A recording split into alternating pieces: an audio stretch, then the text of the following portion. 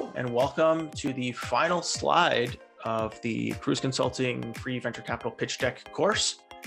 This will go over the last slide here and leave you some parting comments. Once again, I'm joined by Haya Camps. Hello, Haya. How are you? Hello there. I'm doing great. How are you?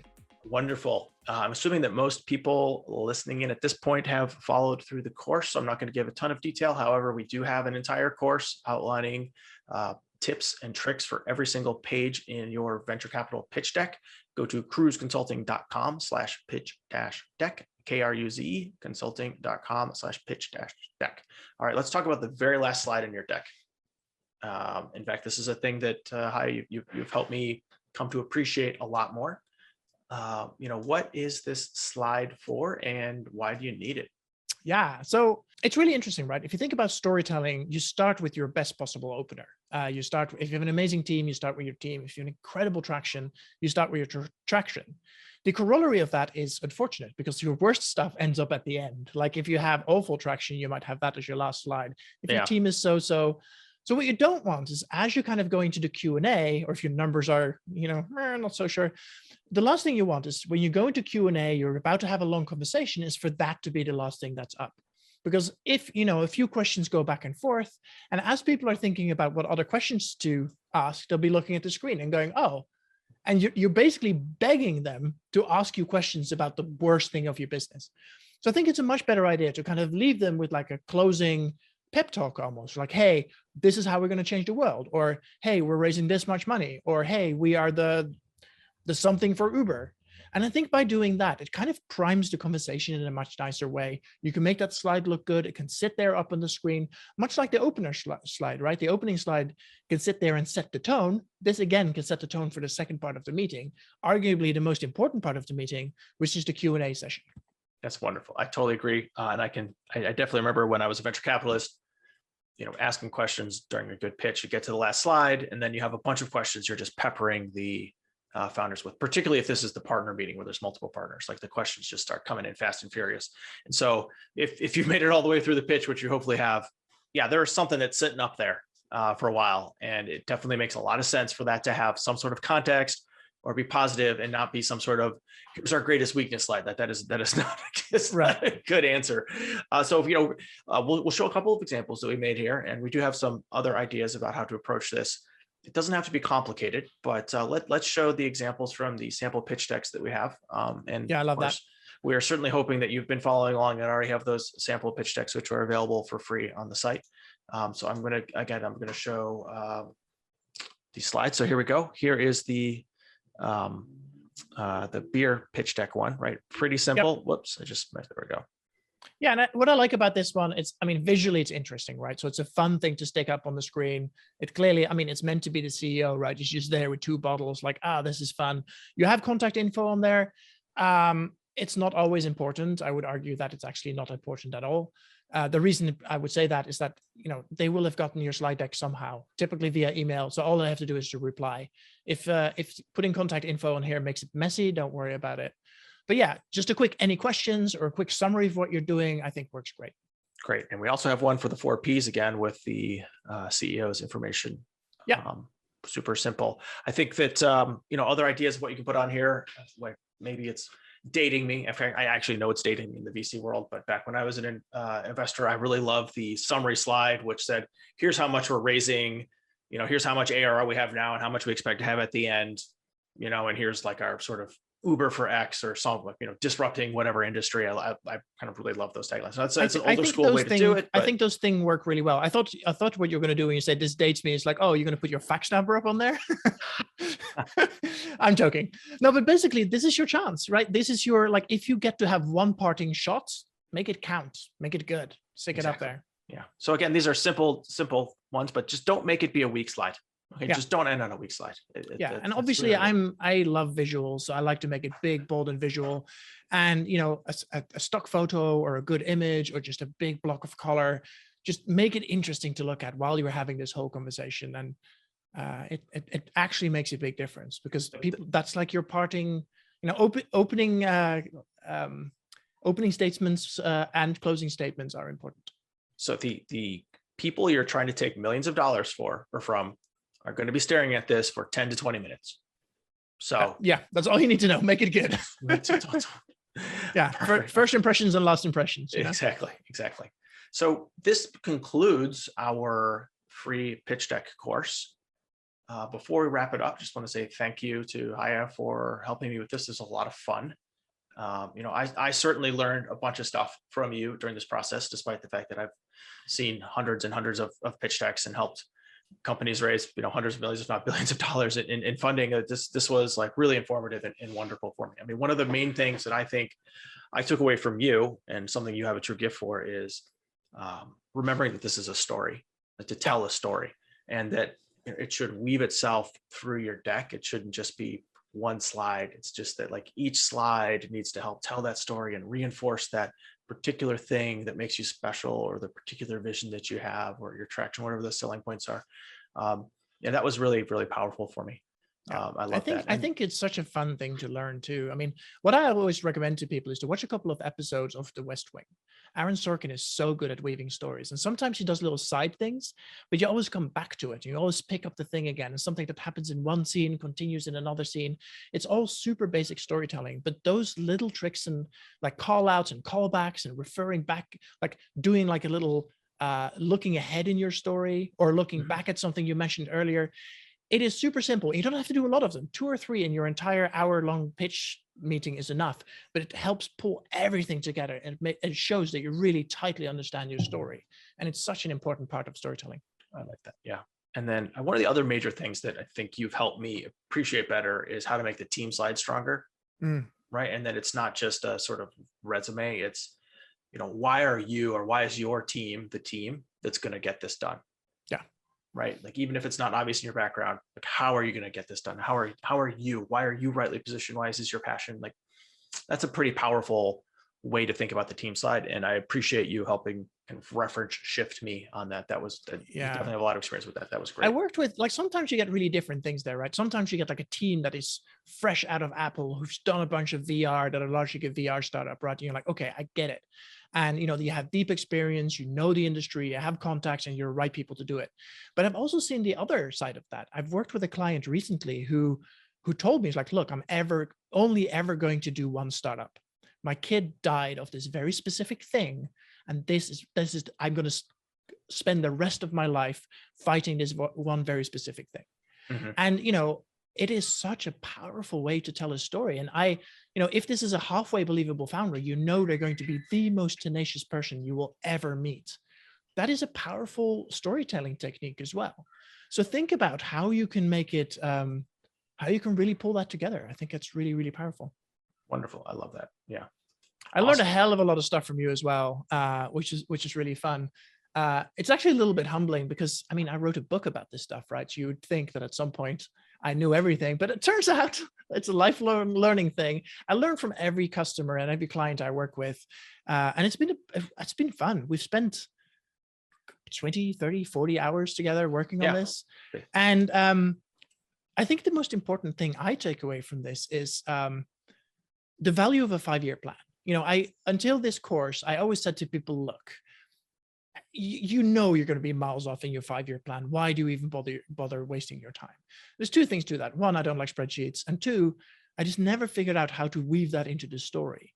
And now that we spend a bunch of time together, and this is something you care about, I've kind of changed my mind a little bit, where this is your chance to show why does this venture scale, right? And the model is definitely going to be wrong, but it still tells an important part of the story about how you think about your company. Yeah. So from the investor, the VC, they're going to have a portfolio, and particularly for early stage VCs, any given investment needs to be so great that it returns the entire value of their fund. Right. And so the 5-year slide, you're showing that you are shooting big. You believe you can create something that will be incredibly valuable and incredibly big in the out years. You're telling the VC, you're telegraphing very directly, like, I am playing the game that you're playing. Like, let's do this, right? And everyone understands that the chance of you being correct about what's going on in 5 years is pretty negligible. But this is where I'm shooting. Okay, so we're all pointed at the same target. That's why I really think it matters. Yeah, I love that. The other thing I learned from you was thinking of competition as an advantage. I've always been a little bit defensive in my competition slides because I'm always like, oh, this is the market we're entering, all that kind of stuff. And even when I was out raising money from VCs myself, I've always been like a little like, oh, this is a little tricky, this is a little hard. And what I got from you was like, yeah, of course it's going to be hard to enter a market that has competitors. But if there's no competitors, that's a big warning sign. But also you can use these to facilitate positioning. And I never really thought about it like that explicitly. And that was really helpful for me. So thank you for that. Awesome. Great. Yeah, I do like talking about the competition slide. Kruze consulting is in a competitive industry, and believe it or not, as the competition has grown, it's actually helped us grow as well because it's raised awareness, and it's been very easy to differentiate because we're focused on high quality and trying to be the best as opposed to being sort of mass market. And so competition can really help. It can really help your business, not just on the slide deck, but it can actually help your business, right? So you have to embrace that side, and you've got to have a good story for it. Yeah, it's great. Wonderful. Well, I'm also going to say, though, I had so much fun when we did the top 10 fails. That was my favorite one, too. Yeah, exactly. Yeah, it was just really fun. And especially because, we asked around a little bit. We asked some other people within Kruze. I asked some of my VC friends, like, what is the biggest blunders you've seen? And we just had a lot of fun talking through it. And actually, I think it's a really interesting lens. Like I always say, it's much cheaper to learn from somebody else's mistakes, right? If you can do that, rather than having to make your own. Exactly. And so that became a really fun episode. And if you only watch this one and one other, watch that one. That's a pretty fun one. Exactly. That's awesome. I love that. So how about any parting advice? Any parting advice that you have for founders as they're embarking on this pitch deck creation journey? Yeah, I think like one challenge I often see with people I work with is that I don't truly understand how VC works, right? They kind of think of VC as the bank, there's just money there, and they give it to you to build your company. That's kind of true, but you have to understand the dynamic that works underneath. You have to understand how VCs work, where they get their money from, what they care about. And ultimately, they're also middlemen. They're financial industry people who get money from somewhere, and they deploy that money in a high risk fashion. And it's really important that you understand that you are part of a distributed portfolio that, as you just mentioned, has to have a really big opportunity for return. If you don't have that, you're barking up the wrong tree. It doesn't matter how good the rest of your pitch is. If it doesn't fit into the VC model, you're just not gonna get there. Exactly. Yep. You're going to be part of their portfolio, so you should try to understand what their theses are and what they're trying to accomplish with their portfolio. Yeah. So I think another piece of advice that like just make sure everyone is internalizing is that your deck needs to work for an expert on the industry and the problem, and for somebody who is not an expert. And I think you've got a phrase that you like, Haya, that I'm not going to say because I've got to work with a bunch of VCs. Well, the thing is, like, founders love smart money, right? They love the smartest possible investors around the table because your board is really going to help you. And let's be honest, there's going to be some dumb money around there, right? People who just want to write a check and just want to the potential of some upside. But the dumb money, in this case, somebody who is a good VC, but doesn't necessarily know the depths of your industry, you may still have to raise money from, and you still have to drag them along this journey. So you might in the same day be talking to somebody who's like a super deep SaaS expert, and then somebody who doesn't really get the dynamics and doesn't really care. They just think it's a good opportunity. And your deck and your story has to appeal to both. Right. And so there can also be VCs who are experts at, say, enterprise SaaS, but who know nothing about the end market that you're selling to, which is, water municipalities or something like that, right? So they might be the right person to talk to in terms of like go-to-market motion and stuff like that, but they might have no idea why this particular industry is interesting, right? So invite the venture capitalist along. Politely assume that they don't know and explain to them why you're excited about things as you explain the journey. It's very possible. In fact, I'm sure many VCs are going to say that, yeah thing, which means, okay, I got this, like keep going. So read the room there, but always try to be collaborative and bring them into the excitement and kind of help them become the insider and see the stuff from the unique positioning that you have. Invite them to learn with you. Yeah. And it's kind of a learn your audience or know your audience thing, right? And part of that is knowing what you're selling, right? It is a sales process. You are trying to make a sale, but be super aware. You're not selling your product. You're not, and this is actually a challenging thing for a lot of founders because they spend day in, day out thinking about product, selling product. Your product that you're selling in this case isn't the widgets or the software you're building. It is the shares in your business. Right. So be very careful about the nuanced difference there between what you're trying to sell to this VC versus to what you're selling to most of your customers. Know the difference and apply your pitch accordingly. This can be really hard for an early stage company because Super you're the hard. founder, you're probably doing a lot of the sales, right? So you may have just jumped off of a Zoom call where you were literally selling the product to a potential customer. And now you're in a call with a VC. You're not selling that product. The customers, the VC is not going to sign it out of line and like log in and create a user account or whatever your software or product does, right? That's not what's about to happen. So just have that mindset shift and understand that, it's not product or features or that I'm selling, it's the whole vision and business. Yeah, absolutely. So one other thing that I found to be very frustrating when I was a venture capitalist was always we were scheduling half an hour meetings, and I would say 25 to 50% of the time, those meetings never actually went the intended length. They were always cut short. So as the founder, you have to be able to give this whole pitch in a very compelling way in a shorter period of time. 5, 10, 15, 25, 1 hour increments. Like this deck needs to support you in all of those things. And the way that you do that is not by talking faster. Right. It's by practicing it and understanding what are the key points you need to make and how you can flow through and make all those key points efficiently. Yeah, 100%. And again, I can't highlight enough, don't speak faster. You can't cram more points in. If you have to, remove points so you can still explain what you need to explain at the pace that makes sense. Brains can only take in information so fast. And, trying to cram an hour-long pitch into 25 minutes, it's a fool's errand. Everybody just gets frustrated. They half remember the things that they thought they remembered. And it's just poor storytelling. Right. So just be ready for it. Just be ready for it. Accept it as part of life. Okay. And when when the VC shows up a half an hour late and you know that they're going to leave in a half an hour instead of giving you that full hour, just shift into your 30-minute mode. Just have it ready to go and you're fine. That's how you fix it. Really good advice. An additional upshot of that is that you'll have people who walk in the middle of the meeting, right? So remember where you are. And if a senior partner or a GP of a firm walks in halfway through your pitch, you have to know what to do. And a lot of the time, what that means is they'll say, oh, just continue from where you are. I'm just sitting in. That might be true, but realistically, they still need the context. So remember the first slide we talk about, right? Make sure that you maybe quickly repeat it. Oh yeah, we're B2B SaaS. We're raising $2.5 million.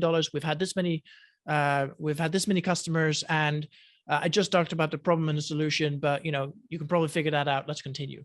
Make sure to take the very brief time to summarize that part so they at least have enough context to understand where in the conversation you are.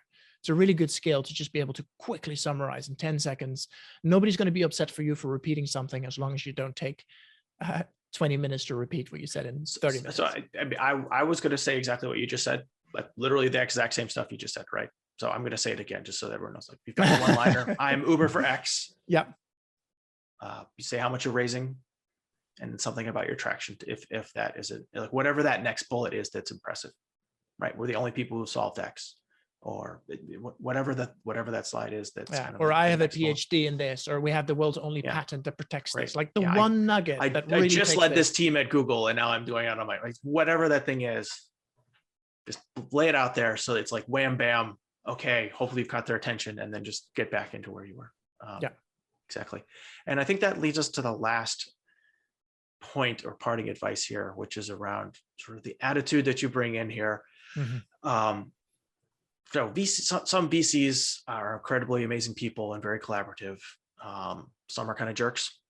They're generally all pressed for time, and they're always looking for that one special person team with that one special idea / company traction thing. So that's what they're looking for. So you need to be that, but you need to approach it in a way that has certain type of humility, and you have to appear to be coachable.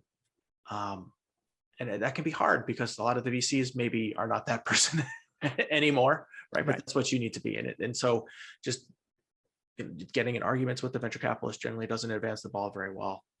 But showing that you're the type of person who listens well and is coachable and can take advice, that's really helpful. Yeah. I mean, remember what it boils down to here is that you are about to start a journey with someone. If this is an early stage fundraise, you're going to be spending the next 7 to 10 years of your life with this person on your board, giving you advice and all that kind of stuff. They need to know that you have enough backbone and confidence to deliver, but also that you are gentle and soft and humble and coachable. So it's possible for somebody to give you advice, even quite hard advice or hard feedback about things you're doing, and that you're able to take it and integrate it. So you have to kind of play both of those roles at the same time, which is a little bit tricky. But to be honest, if you haven't figured out how to do that yet, start now, because that's a really important part of being a very good founder. It's true. Yeah. But of course, you do need to be confident. You need to be a visionary. And so meshing the humble and coachableness with the, gosh darn it, I'm going to get this done come hell or high water. Yeah. And I know where this industry is going, and I've got the confidence to tell you where this industry is going. Like, these are two kind of diametrically opposed viewpoints you somehow need to hold inside of your head and present out to the investor while you're talking with them. It's really hard. Yeah, absolutely. Well, perfect. Wonderful. So I think that I want to make sure people can reach out to you, Haya, in case they need your advice, and that they understand how to actually also get your book. Do you want to talk a little bit about how they can reach out to you and where your book is? Yeah, my book is available in all good and some terrible bookstores. It is, you can find it on haje.me, haje.me is the main website. Add /book at the end of that to find the book. It's available on Amazon. It's available everywhere.